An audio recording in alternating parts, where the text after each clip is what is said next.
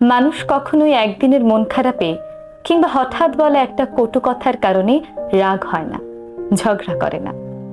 এগুলো একদিনে তৈরি হয় না। দিনের পর দিন ছোট ছোট কষ্ট, অবহেলা, অপমান, কটু কথা, উপেক্ষা সবই ধীরে ধীরে জমা হতে থাকে। কিছু মানুষ চুপচাপ সহ্য করে যায়, হাসি মুখে সব মেনে নেয়, কিন্তু সহ্যেরও তো একটা সীমা থাকে। যখন সেই সীমা পার হয়ে যায় তখনই ঘটে বিস্ফোরণ। তখন আর ব্যথা বোঝাতে হয় না, শব্দই গর্জে ওঠে। তখন মানুষ আর কিছু ভাবার আগেই বলে ফেলে সবকিছু। সে হয়তো চুপ থেকেছে সম্পর্কটা টিকিয়ে রাখতে, কিন্তু একদিন হঠাৎ সে চিৎকার করে কাঁদতে কাঁদতে বলে ফেলে, আমি কি মানুষ না? আমারও তো অনুভূতি আছে।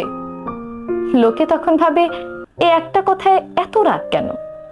কিন্তু তারা জানে না, ওই এক কথার পেছনে আছে শত শত না বলা কথা, অগণিত সহ্য। কাউকে হঠাৎ বদলে যেতে দেখলে ভেবে দেখো, তুমি হয়তো বহুদিন ধরে বদলে যাচ্ছিলে, সে শুধু সহ্য করছিল। তাই কাউকে বিচার করার আগে ভেবে দেখো, সে এতদিন চুপ ছিল কেন এবং আজ কেন সে চুপ থাকতে পারল না।